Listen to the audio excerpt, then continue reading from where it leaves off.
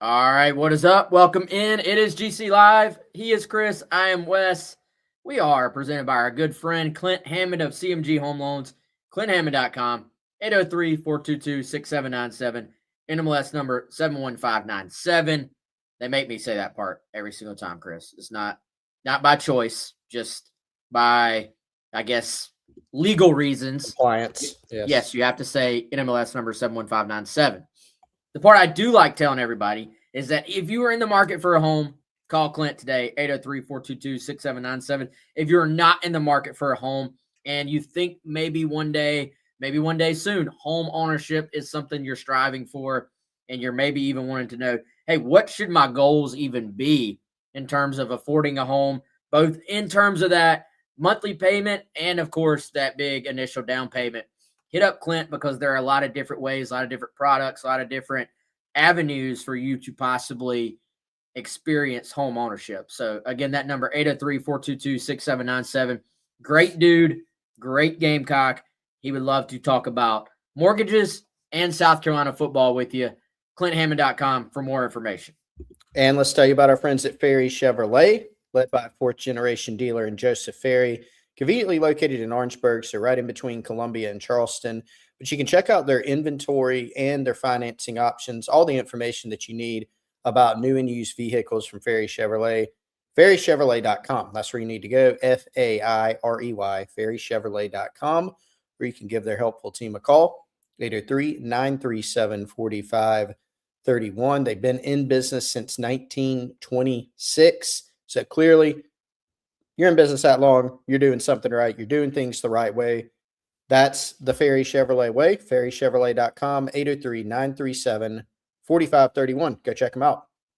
Appreciate both of those awesome sponsors for helping make this show possible. And appreciate you guys that are already there in the chat and hanging out with us here today. We're going to talk some Gamecock recruiting as, believe it or not, the page sort of quickly turns to the class of 2027.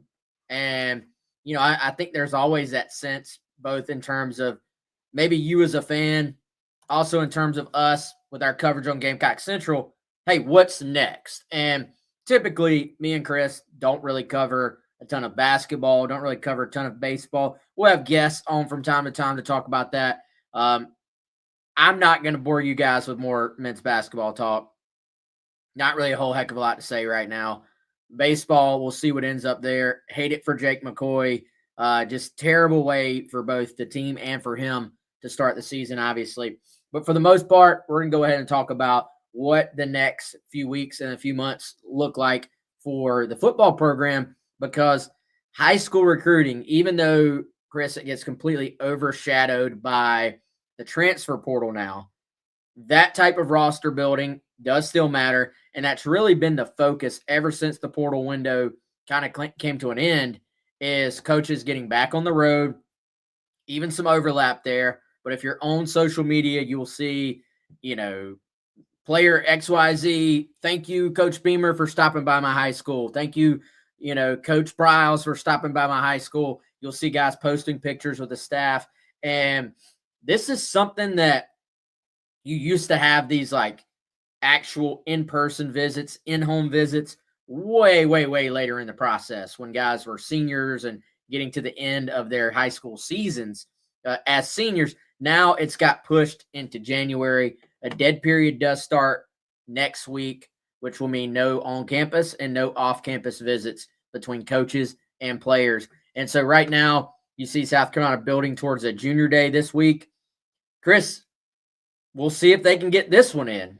You already had one that was scheduled for last week that had to be sort of postponed / canceled because of the ice.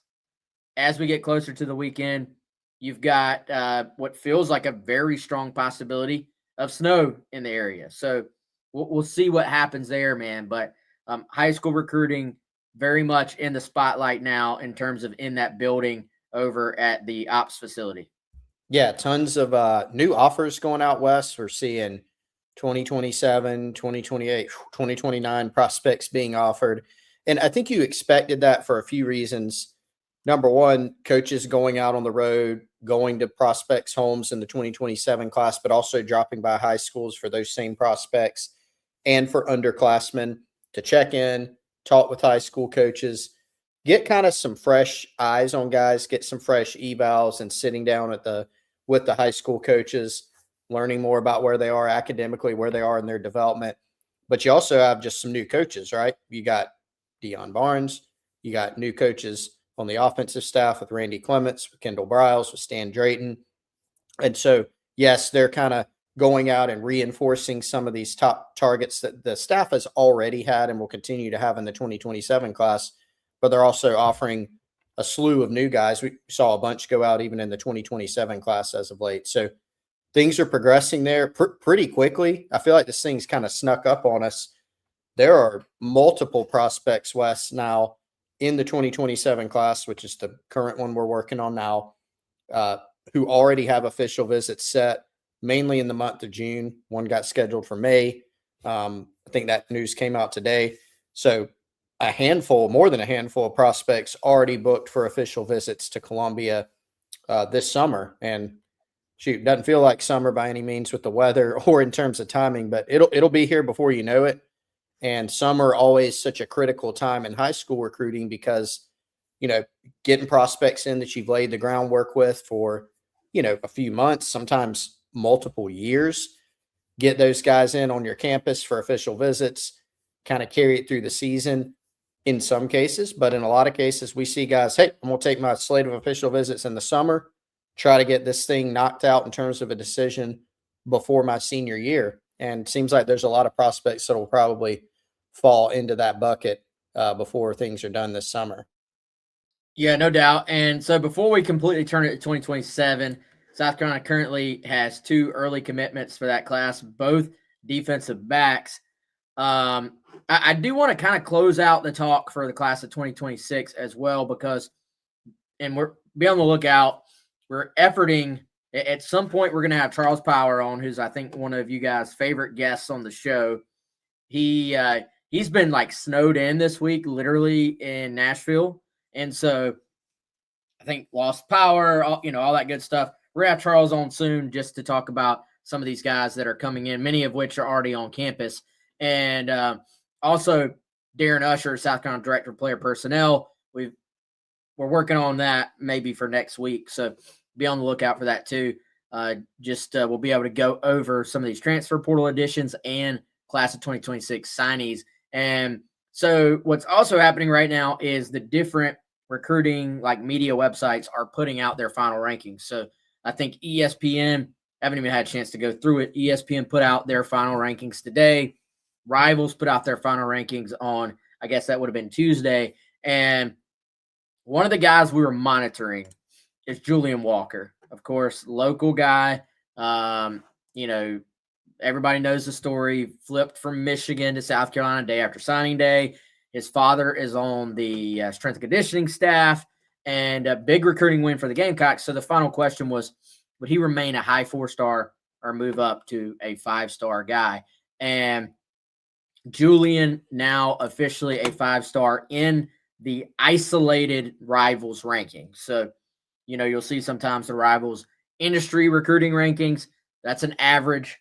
This is just, hey, the Rivals team, Charles Power and that crew, what they kind of individually think in terms of his ranking. And Chris, Julian will now complete the process as the number 15 prospect, not only in the country, but also will be South Carolina's number 1 highest ranked prospect in this signing class, at least in terms of those Rivals rankings. You're muted, Chris.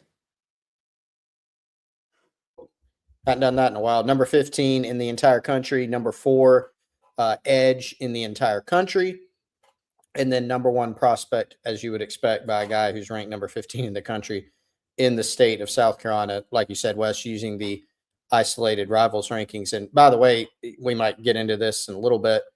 South Carolina signed, I feel like this has almost gone under the radar a little bit. Like, people were excited when Zion Giles committed to South Carolina earlier in the process.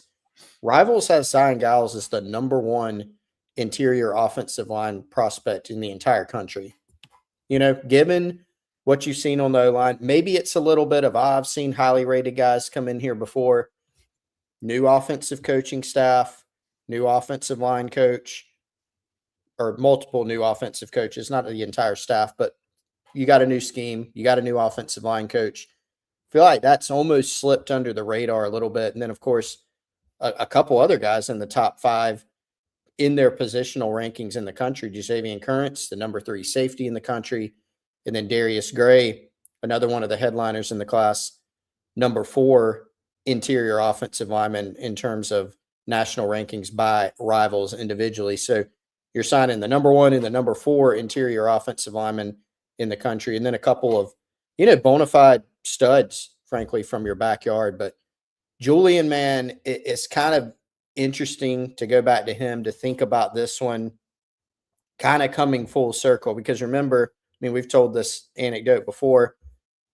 You're sitting out there, a couple years ago, see this huge guy prowling the sidelines. You're going, all right, is this a new transfer and he's just not able to suit up yet? What's the deal?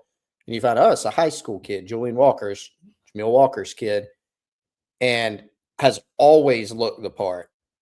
But I think you've seen his progression at the high school level at Dutch Fork.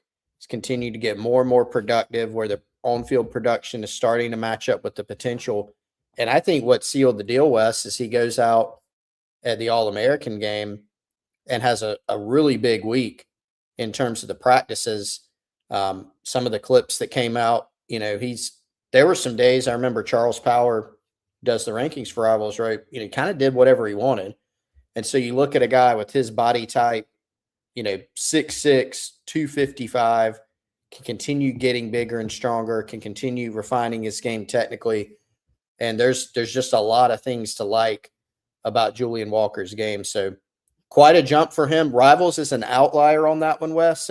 Everybody likes him, right? ESPN, number 90 nationally, 24/7 Sports, number 85 nationally. A nice 4-star on all those services, a top 100 kid, which is nothing to sneeze at. But Rivals, by ranking him number 15, is basically saying this kid has NFL, and not just NFL potential, but like first-round draft pick type potential, and that's really something. Yeah, it is. And let's see. I'm trying to see. So 24/7 probably has one more update, I think. What did you say on ESPN, Chris, for Julian? Number 90 nationally.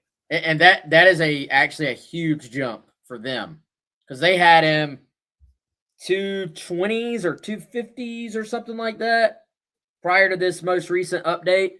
And so his Rivals industry ranking has now climbed all the way up also to 51 in the country, and the number 9 edge, and now the number 1 overall prospect in the state of South Carolina for this class. So, I think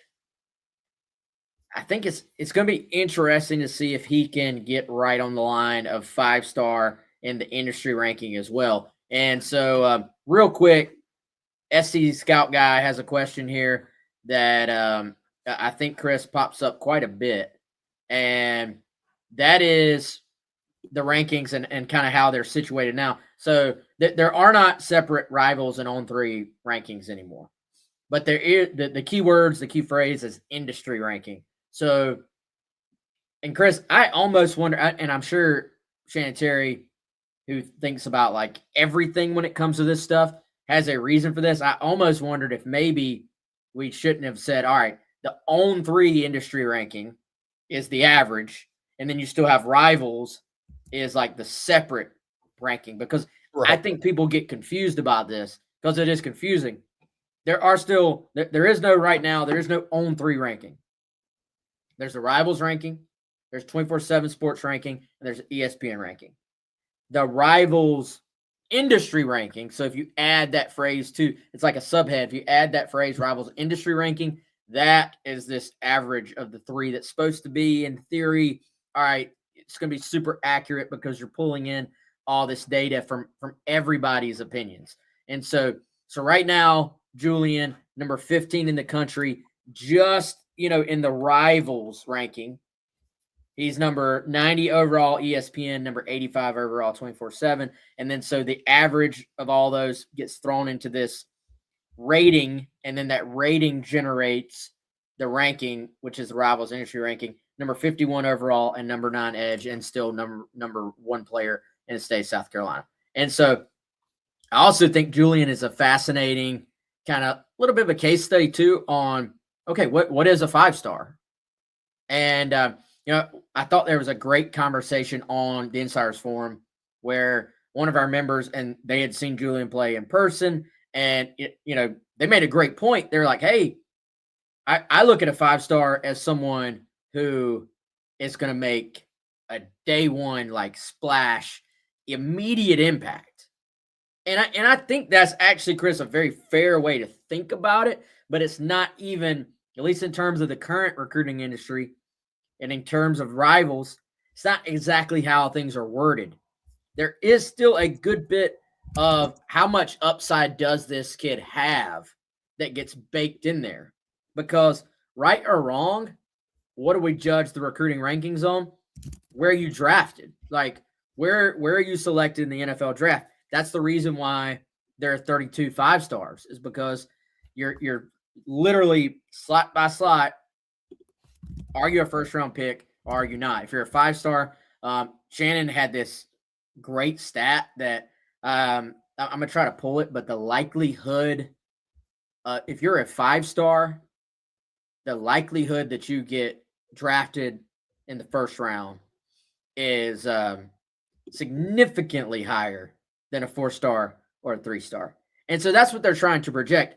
I don't think Julian is a quite like ready-made player in terms of his development on the field.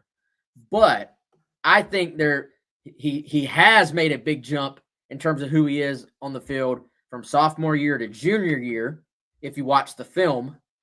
And then what you have to do is layer that, Chris, into the fact that this is an NFL frame, right? When you just talk about the height, the shoulders, the ability to add weight, the long arms, the strong hands, the fact that, and I'll make a point here, so Dylan Stewart, who I think we would all sort of say, now that you saw him in college, that's what a 5-star player to me should be, is a guy like Dylan Stewart, right?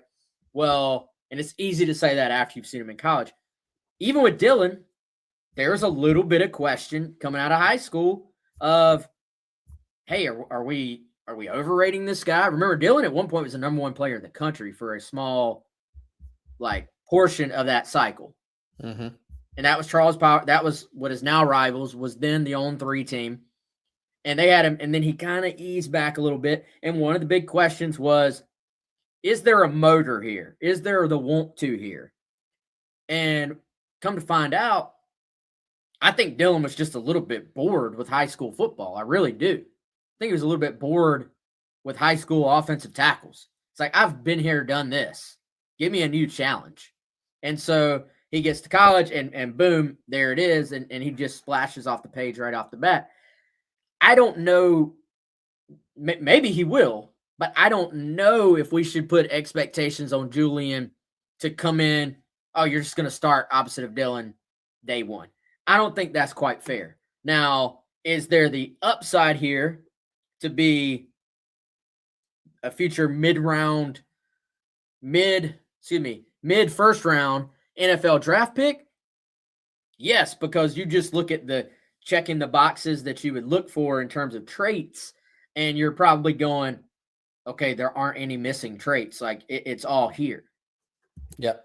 Yeah, there's different buckets even for 5-stars, and it is kind of an art. There's art and science to it when you're trying to project it. 5-stars, and 2 stats that Shannon Terry's referenced, because they're kind of burned in my memory now. So number 1, if you're a 5-star, historically, if you're ranked as a 5-star, you have a about 65% chance of getting drafted. Now, maybe some people say, well, it should be more obvious than that. If they're a 5-star, it should definitely get drafted and it should probably be a first round. This stuff's tough to project. There are a lot of reasons that a 5-star might ultimately not pan out. But if you pick a guy, make him a 5-star, and he gets drafted at a 65% clip, pretty good. Shannon also pointed out, we don't have 2 stars. We were talking about this on the radio the other day, Wes. We don't have 2 stars anymore. We used to have 2 stars. But pulling in historical data, a 5-star is 19 times more likely to get drafted than a 2-star or lower, And so there's like 275, 300,000 kids that play high school football in the country. To be even a 4-star out of that. Like some people look at a kid, he's a 4-star, he should be way higher. Being a 4-star is like, yeah, you have a really good chance of playing in the NFL. That is a really, really good football player and a really good prospect. So to be in that 5-star range where you're saying, not only do we think you'll get drafted, but we think you have the goods to be a first-round pick, that's quite an honor. But you look at, the 3 guys that come to mind, we're talking about Julian, obviously. You mentioned Dylan, and I agree with you there. You also look at someone like Nick Carver. A lot of different components there. Number one, he's a 5-star. So when people see so-and-so's a 5-star, there's expectations on the impact they'll make and that they'll be an NFL guy, but there's also immediate expectations. I want to see touchdowns, or for somebody like Dylan, I want to see sacks game 1, year 1. With Nick, that was there. You also added in that Nick was 6'5" and an Olympic level type sprinter. And then you add in that he's a wide receiver, so the chance to catch the ball, run very fast for very far, and score touchdowns. And so we talked about that so much in the early part of Nick's career when people were going, where's Nick? Why are we not seeing more from Nick Carver, right? And you kind of had to back up and say, yes, he's a 5-star, but this is a guy very much still learning to play wide receiver. As time has gone on, he's progressed and progressed and progressed. Even in a bad offense, had a really good, pretty darn good season last year. And I think as a senior is going to have a chance to enhance that and drive his stock up more. There are also going to be NFL teams, Wes, that look at a player like Nick Carver, says, hey, even if there's some inconsistency in college, we can fix that guy. I can fix that guy. I can fill in the gaps of what he is missing. So there's a lot that goes into it, for Charles and these guys. I don't have to do it, thankfully, but just from what I do know, a lot that goes in to trying to rank these guys. And a lot of it, yes, some 5-stars come in and make a huge day 1 impact, but a lot of it's just trying to project for the future and then where they're going to end up when they're more of a finished product. Yeah, and dude, I think the thing about Julian too is, yeah, there's pass rush ability here, but I think one of our guys, I think it was Cody Belair, used the phrase a 3-down defensive lineman, in that you can trust this guy to go rush the passer on 3rd downs, but I think just because of his size, his long arms, his length, his strength, you're going to be able to trust him on 1st down to go stop the run and set the edge and all that stuff as well. And so will there be a little bit of a learning curve with that, stepping up and doing it at the SEC level? I think so. But the thing with Julian, man, is there's just so much to work with here. And there's honestly, and, the guy I'm about to say was incredibly underrated out of high school. So there's no comparison to who they were in terms of like their recruiting process, but just some of the things he ultimately did. I think there's some Devin Taylor here with Julian Walker. Like just the, throwing the long arms at you, having to deal, just the ability to create that space from an offensive tackle. And so he can't get his hands on you is part of the reason I imagine that Julian just made easy work of so many guys out there at the U.S. Army All-American game. And so, now you bring that up a level, and you're going to have to learn, one thing that was brought up, learn some counter moves and some, some moves off of what he already relies on and stuff like that. Yeah, that's the case with about everybody, in high school ball. But just a ton to work with. And Julian Walker already on campus as well to go through spring practice, which is clearly a big win, for him and everybody. I'm glad you brought up how rare though it is to be a 5-star guy, man. There were even it's inevitable. Hey, this guy's a number 15 player in the country. What? How are there 14 guys better? I'm like, guys, number 15. Here's the thing. Unless you went to like South Point, Burns back in the day, Dutch Fork, Irma. Like if you just went to a regular old high school with a regular old high school football program, think of when you were in school for those 4 years. Think of the best football player that ever lined up either on your team or on the other team. And think about how amazing he was. He probably wasn't a 5-star. Like if you're a 5, if they're saying, guys, you're the number 15 player in the entire country for your class. Think about how rare that is. Yeah. Like it is, and dude, as much as I feel like in life and in sports, we water everything down. These days, it seems like the 5-star has not been watered down, man. Like 5-star, like I actually think saying, hey, there's only going to be a certain number of 5-stars. That keeps that kind of rarity, that eliteness. Like just think whenever you hear, we see it in our numbers, guys. If we get to put the headline 5-star visiting South Carolina, people click that more than if it says 4-star, just because there's this aura about the idea of a 5-star. So yeah. I'm glad we've kept it that way.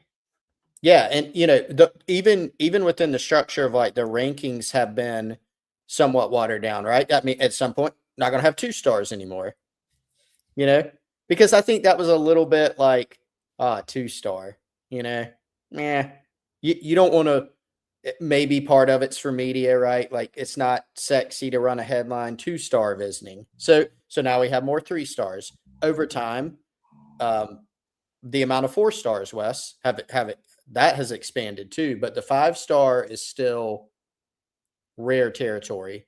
And I do think, Rivals, I don't know what ESPN 24/7, I don't know how many 5-stars they end up having. I remember back in the day on Rivals, it would just kind of scale from year to year. Some years we got 25 stars because that's all we think that's deserving. We've got, 25 this year. Oh, this year we have 34. I kind of like that Rivals has kept it, A low number, and B, I do like the fact that they said we are going to have 32 5-stars in our rankings every year because you know what? First round of the NFL draft, same deal. You might have a guy who's pick 32. Maybe he's kind of fringy, like he's some years he'd be a 2nd-round pick. He's he's a little bit of an outlier. There's still 32 picks in that first round, at the end of the day. So it's definitely maintained that that kind of gold status. And if you can get there or anywhere close to it, it means something for sure. Yeah, I'll be honest. When I first heard of like it's going to be 32, period. That's end all be all. That's the cap. My first thought was kind of like, well, man, some years you probably have 14 guys who should be 5-stars, and some years you may have 40 guys who should be. So I kind of liked that idea more, but I like this as just a built-in framework, a built-in structure, because I do feel like it would have gradually been like, this guy's right on the cusp. We'll make him well, of course he's going to like this. He'll like Rivals more if we make him a 5-star. He'll probably, he'll give us that interview. And then, so you expanded it to 38, then the next year, the 42nd guy in the country, you might be like, well, he's kind of about the same as that 38th guy in the country. Let's make him a 5. Next thing you know, you got 92 5-stars in a class, and it's just completely watered down. So this basically locks you into, hey, there are no more, there are no less. So let's figure it out. SC Scout guy, busting out the good questions today, man. So if we were your teachers right now, we would be giving you a bonus star for your questions today. Was there ever a 1-star? So as far as I know, if you go back to the OG Rivals, like the original, when like the rankings in terms of star ratings became a thing, there may have been some 1-star guys, maybe. I don't know, Chris. Maybe you know better than me. But 2-star was always the designation of like, if you're a D1 college athlete, you're at least a 2-star. I think was the way it was always like originally described to me. Like, if you've got a chance to go play ball somewhere at the D1 level, you're at least 2 stars, and that has gradually, Scout guy, become 3-star. Like if you're a Power 4 recruit, you're gonna be a 3-star. Like that just is. Yeah, that's what I remember. I even remember because I would reference it. There used to be a Rivals little pop-up box about the rankings. And I really think, oh, I actually found it. Here we go. So they also had the sub. You know how some people have the grade, like you're an 87 3-star. Well, and I don't know the genesis of this, but they had the little sub rankings on Rivals. If you were a 5.2 to a 5.4, that was a 2-star. 3-star, 5.7 to 5.5. 5.8 to 6.0 was 4-star, and then 6.1 was 5-star. I don't know how they came up with, I have no idea what that means, but that's kind of how they tiered it. As best I can remember, Wes, on Rivals, and I'm only speaking about Rivals, not, an old recruiting mag or whatever from back in the day.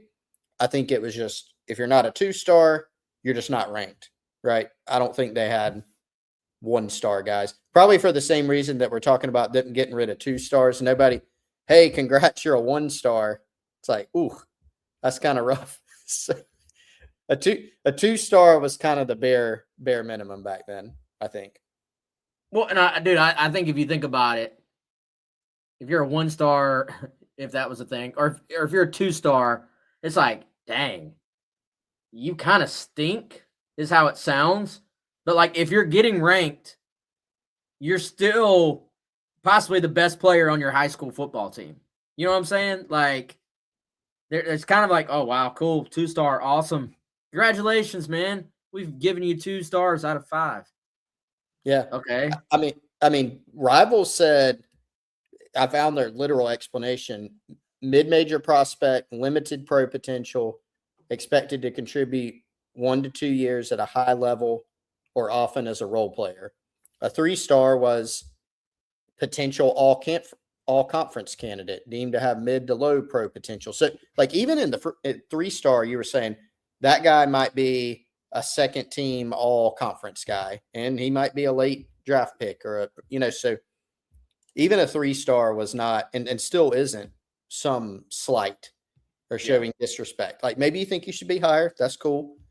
But if somebody's coming up telling you, I think you might be good enough to play in the NFL one day, not bad. Not bad.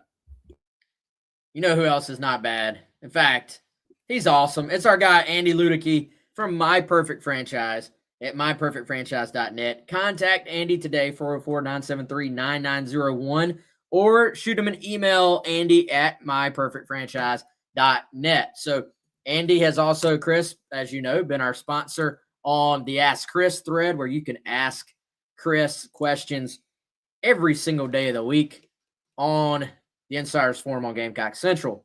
And if you've asked Chris a question on there, you've probably seen Andy's advertisement there where he's asked, are you ready to leave the corporate rat race for the American dream? Are you looking for a side hustle while still working your current job? Or you wanting to diversify, build wealth, and or leave a legacy? Well, Andy can help you if any of those things sound of interest to you. He is a franchise consultant and franchise owner. He helps people like you and me find franchises that fit their skill set, financial requirements, time to commit, and more. Best of all, his services are 100% free. He is there to help if you've got any questions about business ownership, So as we've told you many, many, many times, essentially, if you want to get into franchising, let's say, like our guy Larry Chandler at Firehouse Subs, you want to get into that part of business ownership, but you just don't know how it works. What you do, you hit up Andy, you say, hey, I'm interested in business ownership, no idea where to start, and I want to franchise as opposed to like starting a mom and pop of my own. He's going to say, well, hey, how much money do you have put into this thing? Are you looking for full-time or part-time? Where do you live? Are we brick and mortar? Or are we online? All these things you're not thinking of, he's going to help you out. And then he's going to say, hey, I know of this business, that business, and this other business that matches what you're looking for. And he's going to link you guys up, and then he's going to help you get where you need to be to then turn you free off into the world. The thing about Andy, too, if you call him, I feel like 3 years down the line, after you're up and running and doing great, you got a question, he's going to still be right there for you as you experience business ownership just like him. I'm sure Andy excited about some SEC baseball coming back as well. Big SEC baseball guy. So we appreciate Andy for being one of our sponsors here on the show and there on the Insiders Forum for many years now. Chris, we talked about the 2027 class a little bit. 2 guys already committed. Junior Day this weekend, possibly. We'll see if the snow holds off. As of right now, yes, some of the guys that were supposed to be in last week won't make it this weekend. Some of the guys that were supposed to be last week will make it this weekend. One of them, one of the biggest names, Nate Carson, offensive lineman from Irmo, currently planning to be on campus this weekend. And one of those several guys that you mentioned a second ago, Chris, who have already set an official visit with South Carolina for the summer. And so we're starting to see that come through. I think that number is up around 10 or more now. And that's just the ones that have come out. I'm sure there are more privately that have not made the light of day yet. There's like 3 or 4 linebackers I think South Carolina's in a good spot with that I'm sure will take OVs that just aren't quite set yet. And Chris, let's talk about Carson a little bit because interesting scenario there. I think the Gamecocks were in prime position with Carson, and I think they were in prime position with Jaden Bryant, the 2 big timers from Irmo. Well, what happens? You have Sterling Luke. He goes to LSU. And you have Lonnie Teasley, who gets let go by Shane Beamer around the midway point of this past season. So local guys have been prioritized by South Carolina for over a year now. I think the Gamecocks were probably the leaders for both. And then you just had this disruption to their recruitment. So I think it'll be fascinating to see how does this thing continue to play out with Nate, one. And does Jaden happen to just drop by campus a few times with his Irmo teammate? And if so, how many times? I would be shocked if we've seen the last of Jaden Bryant in Columbia, where he happens to live down the road from, 20, 25 minutes or so. That would be a big surprise. So, and I think, Wes, to talk about Jaden specifically a little bit, I think there are signs certainly that he's still very much listening to others, right? He's, you opened the show talking about posting pics about, hey, Coach so-and-so, thanks for coming by. Jaden's been on that same train, right? Now, some of them are Sterling Lucas with, Jaden rocking some LSU stuff and all that. But this is a guy that has taken a lot of visits along the way, enjoyed the recruiting process. I would be shocked if that did not continue. Now, what does that mean long-term for South Carolina? Is this a guy they will flip? I don't think anybody can say that. Do they have, I think, an opportunity to? Yeah, because I think he's still listening to South Carolina, listening to others. It's the local school. He has other relationships other than just Sterling Lucas. Wes, how much does I'm sure something other schools are pointing out is, hey, I know you love Coach Lucas. We all love Coach Lucas. Is he going to actually be your position coach at LSU? I think that's something that's probably going to factor in, if not now, before all is said and done. And then with Nate Carson, I mean, I think disruption's a really good word, right? Likes a lot of things about the program, got the local element. The guy that you had built a relationship with and Lonnie Teasley is no longer there. So now you're starting new with Randy Clements. You're starting new with Kendall Browse and trying to get a feel for that scheme.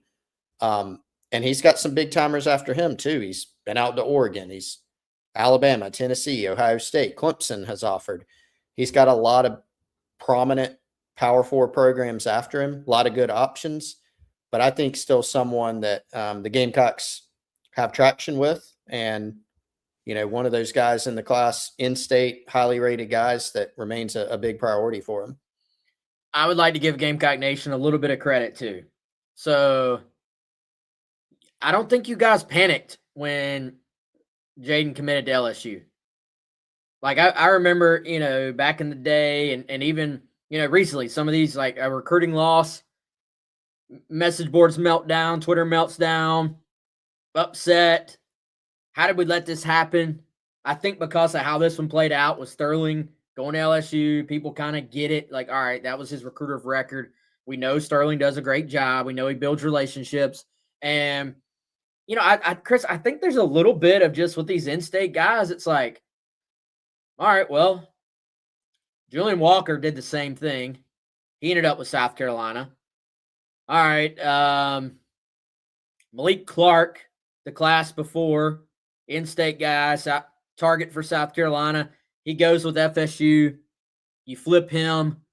Not quite as high profile, but Mike Tyler, you know, is committed to LSU at one point from Hammond. And, you know, you ultimately say, oh, we're going to push and flip him. So I don't think, especially because of how it played out, I don't think there's much panic from the South Carolina fan base or much panic from the South Carolina staff either. I think everybody's kind of just been like, hey, this will be a marathon here. And this guy's one of the top edge prospects in the country. You know, it's going to be a battle there.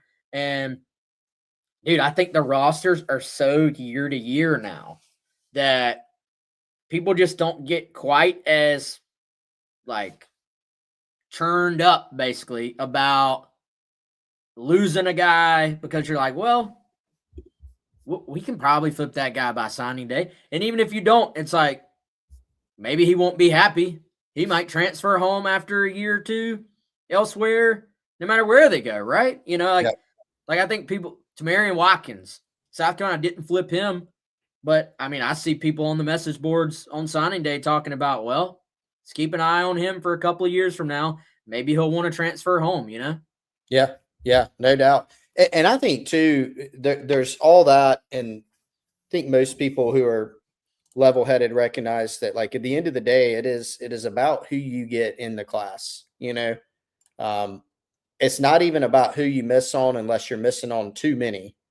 You know what I mean? Like we've seen recruiting classes where South Carolina's had really good recruiting classes, and you look back now and you're like, well, they missed on that guy. We thought it was a big deal at that time. They did fine. There's also recruiting classes on the flip side where you go, they really needed to sign that kid, or and they didn't. So there's, like everything, you know, there's some nuance to all this, but certainly with the way that recruiting is now, and it's always been this way to a degree, but I think the transfer portal, NIL, earlier commitments, like ease of communication with coaches, just the digital world that we're in, all that's contributed to guys making earlier commitments, not as many mass freakouts now, you know. Early signing day, you know, it used to be if you lost a kid, huge deal. There's still some of that, and there's still pockets of that, but it's kind of been toned down, I think, over time. Yeah, no doubt, man. So we'll see how things go this weekend with the guys that come in. We'll hope to have a list that's a little bit more complete on Gamecock Central. There's been some different things floating around in terms of guys coming in, but Nate, one of the kids who's going to be in this weekend, has his official visit set for June 19th. And Chris, if you're going to look at kind of this visit, I would say OV season, we call it, as a whole, for one, the thing that stands out to me a little bit is this thought that it appears that a May weekend might be utilized where that hasn't really been the case before. Like, I feel like there was maybe, depending on the calendar, I'm trying to look at last year, like maybe a May 30th, which you kind of just counted that as June. I feel like, point being, this year you already have some guys setting South Carolina OVs for the first week in May, which I don't feel like we've seen a ton of that. And typically you see South Carolina have the 3 big June weekends, and that's kind of how their OV season goes. This June 19th weekend, man. So June 19, 2021.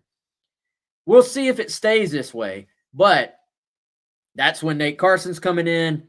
You've got Maxwell Hiller. You've got Junior Saunders. You've got Brady Hall. And that's just the offensive linemen that are coming in that weekend. You also so far have Fred Ards III, who is the 4-star edge out of Orlando Jones High School. You've got Trey Segarra, the running back, coming in that weekend too. I'm sure there will be others added, but that weekend is like quickly started to gain a little bit of star power, specifically in the trenches. And I thought worth noting, they went out. You got a ton of offensive linemen in the portal, but that doesn't mean O-line high school recruiting is just going to go away. There is still, it appears to be a priority here on the O-line in the high school ranks as well. Yeah, that is shaping up to be a big weekend. I mean, Max Hiller right now ranked in the top 11 nationally, second in his state in Pennsylvania, and number 1 in terms of interior offensive linemen. And so that's a battle. Penn State, Bama, a bunch of others, South Carolina certainly has had him on campus multiple times already. So this isn't like this is the first look. I think, they're legitimately in the mix. Florida's a program to watch, I think, because Phil Troutwine, offensive line coach, Penn State, built a relationship going back to where he actually played college ball at Florida. So there'll be a program to watch. But Hiller, Carson, Brady Hall, who has, some ties to the state of South Carolina, Junior Saunders out of Virginia, who we saw at camp this summer. Hashtag trenches, Wes. There'll be a lot of that going on, I think, that weekend on social media. Yeah, no doubt.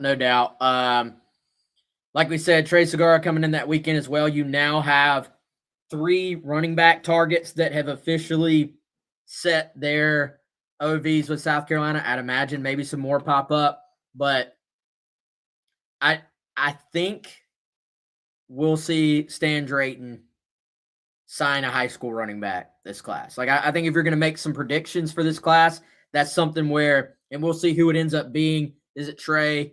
Is it Aiden Gibson? Is it somebody else? That's something that has just eluded South Carolina to this point, is have not been able to sign high school running backs. I think that's part of the reason why there was a change at that position, to be completely honest. And so if you want to just make a random prediction for this class, I think that there will be a high school running back signing with the Gamecocks is a pretty safe bet, at least for my opinion. Yeah, I was thinking the same thing, and it's not much of a prediction, but hey, past 2 years it has not happened. Looked close at some time. South Carolina had a high school back committed in this class who then flipped to Florida State, was originally committed to Florida State, then flipped back to the Seminoles. And so that has been something that was certainly frustrating to fans. And certainly I think that was something that Shane Beamer considered in the offseason when he was mulling which changes to make. It's really tough to go 2 cycles without signing a high school back. And obviously Carolina signed 3 out of the portal. They got 6 scholarship guys total. Looks like, there's certainly some potential in that room, but you don't want to have to go in saying, all right, we need 2 or 3 backs out of the portal this cycle. So how do you do that? One way is with high school recruiting. So Segarra is an option. Aiden Gibson, another option. In-state. Braden Tyson out of Georgia. There are several guys there that we're going to be tracking. And I'm with you. I think Drayton does get a high school back. Who is it? We don't know that yet, but I think that's probably a safe bet. A back and maybe 2, depending on how they decide to handle the numbers. Appreciate the kind words there, Todd Gwynn. And let's see. Dame Nico has a question for are the season-ending injury guys full go for spring activities? That is something we will have to effort for you. We're hoping to have our annual sit down with Shane Beamer soon. I don't know if we'll get an injury update or not, but we will try to effort that for you because that's actually a good question for us to jot down. So, all right, I think that's about all I got for now, Chris. What you think? Yeah, man. Sounds good. All right, he is Chris. I am Wes. Appreciate all of our sponsors for making this show possible, and appreciate you guys for hopping on and joining us here on this Thursday edition of GC Live. For Chris, I am Wes, and we will see you soon.